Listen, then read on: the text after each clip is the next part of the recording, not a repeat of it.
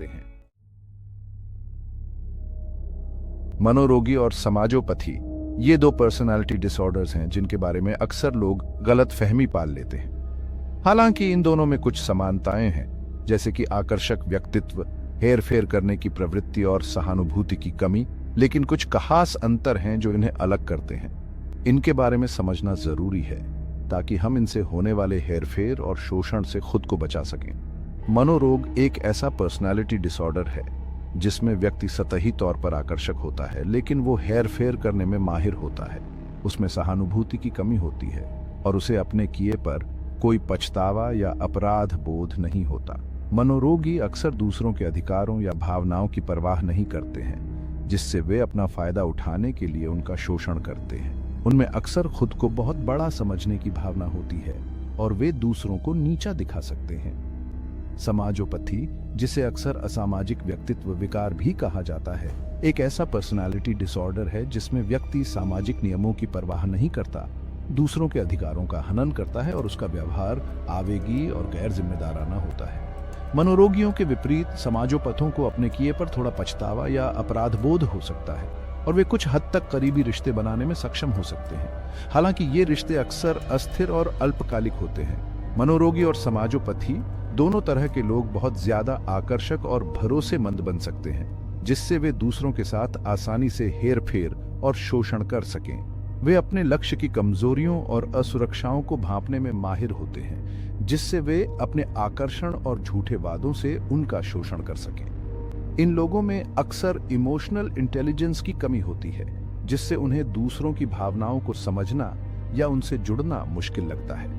मनोरोगी और समाजोपैथी वाले लोगों द्वारा इस्तेमाल की जाने वाली एक आम हेरफेर तकनीक है लव बॉम्बिंग, जहां वे अपने टारगेट पर अचानक बहुत सारा प्यार, तारीफ और ध्यान बरसाते हैं। ये अक्सर अचानक और बहुत ज्यादा होता है, जिससे सामने वाला खास, समझा हुआ और प्यार में डूबा हुआ महसूस करता है।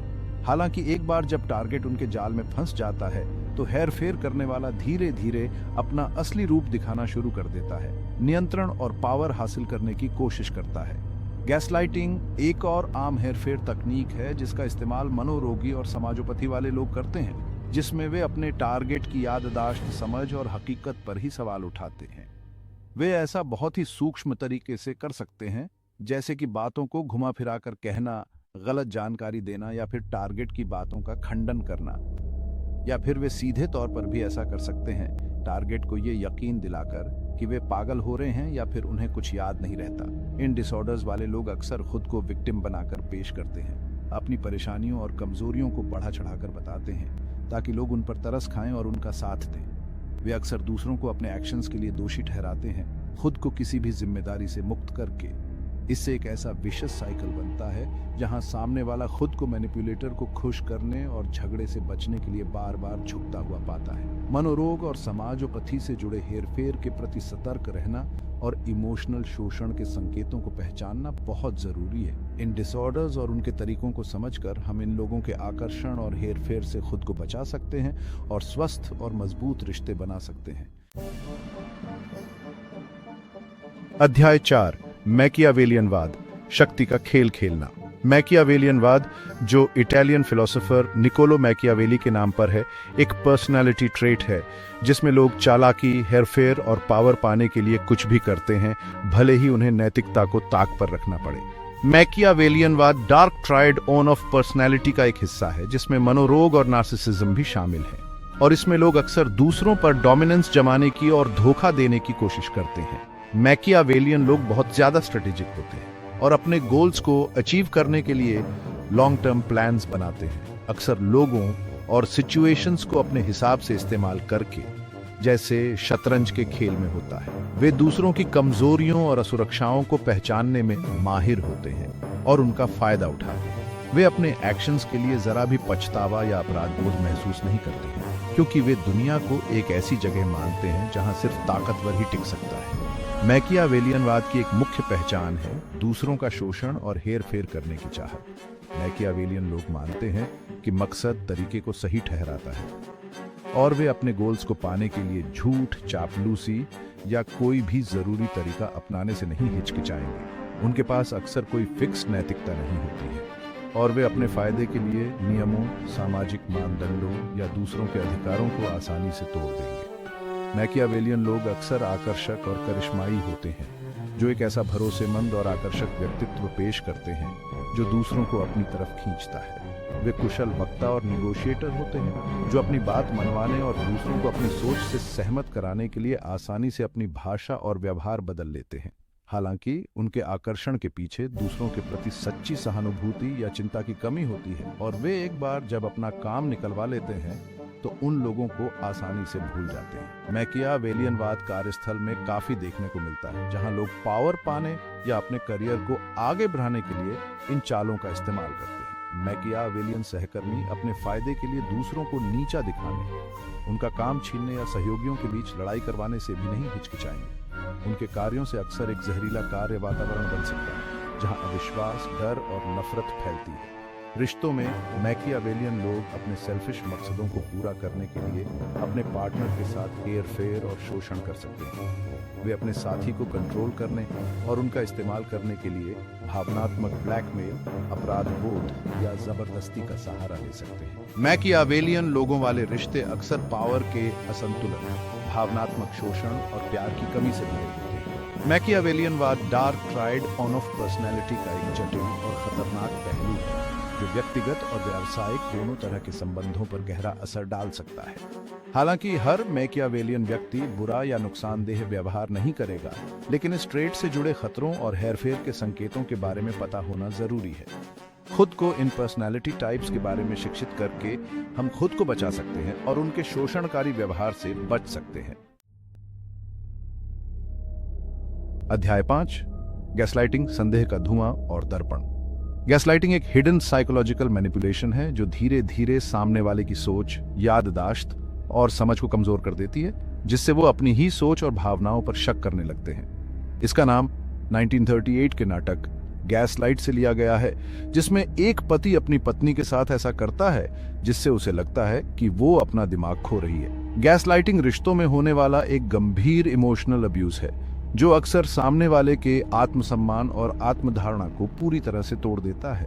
गैसलाइटिंग एक ऐसी प्रक्रिया है जो धीरे धीरे समय के साथ होती है, अक्सर छोटी छोटी मामूली सी लगने वाली बातों से शुरू होती है, जिन्हें आसानी से नजरअंदाज या तर्कसंगत बताया जा सकता है। जो व्यक्ति गैसलाइटिंग कर रहा होता है वो सामने वाले की बातों को तोड़ मरोड़ सकता है, घटनाओं को कम करके दिखा सकता है या फिर गलत जानकारी दे सकता है, जिससे सामने वाले को कंफ्यूजन और आत्मसंदेह होने लगे।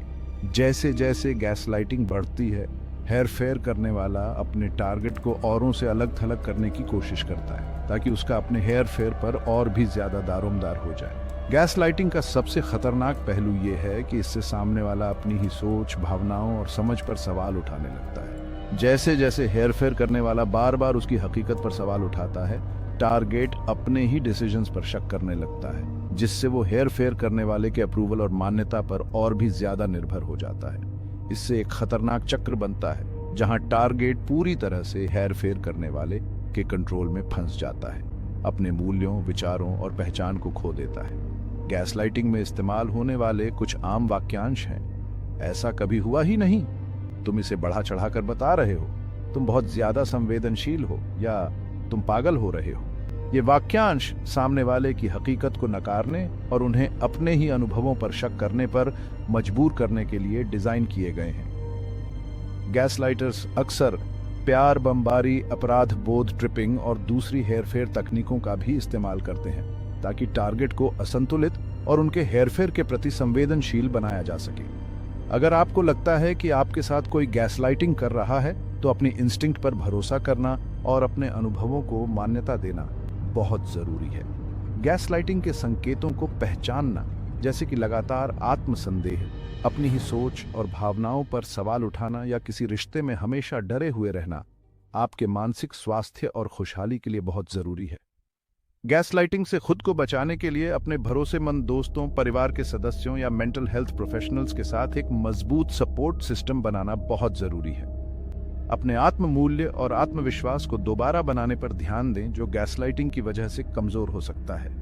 याद रखें, आप अपने अनुभवों के जानकार हैं और आपको अपनी हकीकत पर सवाल उठाने वाले या उसे कम आंकने वाले व्यक्ति के साथ रहने की जरूरत नहीं है।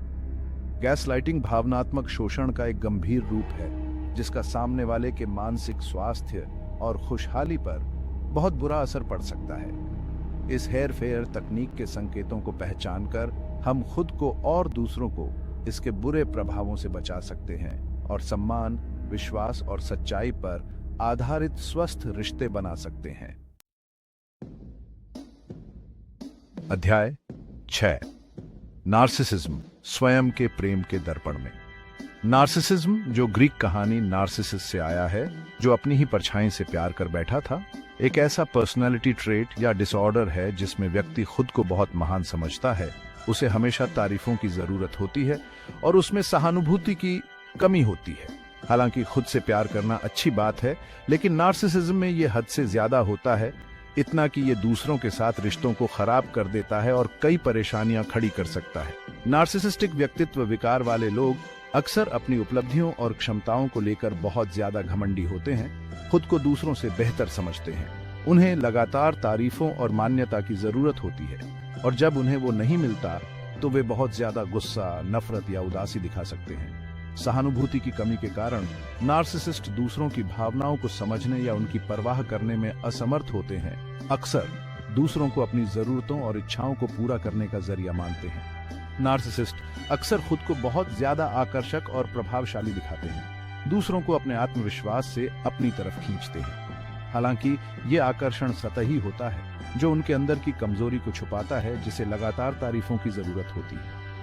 जब उनके आकर्षण को नकारा जाता है या चुनौती दी जाती है तो वे गुस्सा, आक्रामकता या भावनात्मक हेरफेर का सहारा ले सकते हैं ताकि कंट्रोल बना रहे और उनका ईगो संतुष्ट रहे। रिश्तों में नार्सिसिस्ट अक्सर अपने पार्टनर के साथ हेरफेर और शोषण करते हैं। उनका इस्तेमाल अपनी भावनात्मक और शारीरिक जरूरतों को पूरा करने के लिए करते हैं। वे प्यार, बमबारी, गिफ्ट्स देना या बहुत ज्यादा तारीफों का सहारा ले सकते हैं ताकि अपने साथी को अपने आकर्षण में फंसाया जा सके, और एक बार जब वो उनके जाल में फंस जाते हैं तो उनके साथ बुरा व्यवहार करते हैं। नार्सिसिस्ट अपने साथी के आत्मसम्मान को कम करने और उन्हें कंट्रोल करने के लिए अपराध बोध, ट्रिपिंग, गैसलाइटिंग और दूसरी हेरफेर तकनीकों का भी इस्तेमाल कर सकते हैं। नार्सिसिज्म कार्यस्थल में भी परेशानियां खड़ी कर सकता है, जहां नार्सिसिस्टिक व्यक्ति पावर पाने या अपने करियर को आगे बढ़ाने के लिए अपने आकर्षण और हेरफेर का इस्तेमाल कर सकते हैं। वे अक्सर अपने वरिष्ठों की चापलूसी करते हैं, अपने सहयोगियों को नीचा दिखाते हैं और अपनी उपलब्धियों का श्रेय लेते हैं, जिससे एक जहरीला कार्य वातावरण बनता है। जब उनकी आलोचना की जाती है या चुनौती दी जाती है तो नार्सिसिस्टिक बॉस या सहकर्मी आक्रामक, गुस्सैल या रक्षात्मक हो सकते हैं, जिससे एक तनावपूर्ण और अप्रिय कामकाजी रिश्ता बन सकता है। नार्सिसिज्म को समझना एक ट्रेट और एक डिसऑर्डर दोनों रूपों में खुद को और दूसरों को इसके संभावित नुकसान से बचाने के लिए बहुत जरूरी है। नार्सिसिज्म के संकेतों को पहचान कर, जैसे कि घमंड, तारीफों की जरूरत, सहानुभूति की कमी और हेरफेर करने की प्रवृत्ति, हम इन लोगों के आकर्षण और हेरफेर से खुद को बचा सकते हैं और हेल्थी बाउंड्रीज सेट कर सकते हैं। अगर आपका रिश्ता किसी नार्सिसिस्ट के साथ है तो खुद को इस बारे में शिक्षित करना और सपोर्ट लेना बहुत जरूरी है। एक थेरेपिस्ट या काउंसलर आपको रिश्ते को समझने, हेल्थी बाउंड्रीज सेट करने या जरूरत पड़ने पर खुद को इससे बाहर निकालने में मदद कर सकता है। याद रखें, आप नार्सिसिस्ट के व्यवहार के लिए जिम्मेदार नहीं हैं और आप अपने मानसिक स्वास्थ्य और खुशहाली को प्राथमिकता देने के हकदार हैं। अध्याय 7, ब्रेन वॉशिंग और माइंड कंट्रोल पहचान का विघटन। ब्रेन वॉशिंग और माइंड कंट्रोल डरावनी चीजें हैं जिनका इस्तेमाल लोगों को कंट्रोल और मैनिपुलेट करने के लिए किया जाता है, असल में उन्हें कठपुतली की तरह नचाने के लिए। हालांकि ब्रेन वॉशिंग शब्द का इस्तेमाल काफी होता है, लेकिन ये जानना जरूरी है कि ये कोई साइंटिफिक या मेडिकल टर्म नहीं है, बल्कि ये एक आम बोलचाल का शब्द है जिसका इस्तेमाल जबरदस्ती अनुनय और सोच को बदलने के तरीकों को बताने के लिए किया जाता है। ब्रेन वॉशिंग और माइंड कंट्रोल का इस्तेमाल अक्सर संप्रदायों, अब्यूजिव रिलेशनशिप्स और पॉलिटिकल प्रोपेगेंडा जैसे संदर्भों में किया जाता है, जहां लोगों का मकसद दूसरों के व्यवहार और सोच पर पूरा कंट्रोल पाना होता है। ये तरीके बहुत ही अलग अलग हो सकते हैं, मनोवैज्ञानिक हेरफेर से लेकर शारीरिक यातना तक, और इनका मकसद होता है किसी व्यक्ति की पहचान, विश्वासों और मूल्यों को पूरी तरह से तोड़ना और उन्हें अपने हिसाब से ढालना। ब्रेन वॉशिंग की प्रक्रिया अक्सर कई चरणों में की जाती है। पहला चरण अक्सर टारगेट को अलग थलग करना होता है। उन्हें उनके परिवार, दोस्तों और उनके पिछले जीवन के किसी भी दूसरे प्रभाव से दूर करना होता है। ये अलगाव हेर फेर करने वाले को टारगेट की सोच और समझ पर पूरा कंट्रोल पाने की अनुमति देता है। एक बार जब टारगेट को अलग थलग कर दिया जाता है तो हेर फेर करने वाला उनका आत्मसम्मान और आत्म मूल्य कम करने के लिए कई तरह के तरीके अपनाता है, जिससे वो असुरक्षित, डरे हुए और दूसरों पर निर्भर हो जाएं। इसमें अपमान, आलोचना, नींद से वंचित रखना या यहाँ तक कि शारीरिक यातना जैसे तरीके शामिल हो सकते हैं। जैसे जैसे टारगेट का आत्म मूल्य कम होता जाता है, वे हेर फेर करने वाले को एक सहारे के रूप में देखना शुरू कर देते हैं। अगला चरण होता है टारगेट के विश्वासों और मूल्यों को बदलना। अक्सर प्रचार, शिक्षा या बार बार एक ही बात दोहराने के जरिए हेर फेर करने वाला अपने हिसाब से नए विश्वास और मूल्य थोपता है। अक्सर टारगेट को यकीन दिलाता है कि ये उनके अपने विचार हैं। अगर आपको ये वीडियो अच्छी लगी तो Midway the way of life को सब्सक्राइब कीजिए और इस वीडियो को लाइक कीजिए। देखने के लिए शुक्रिया।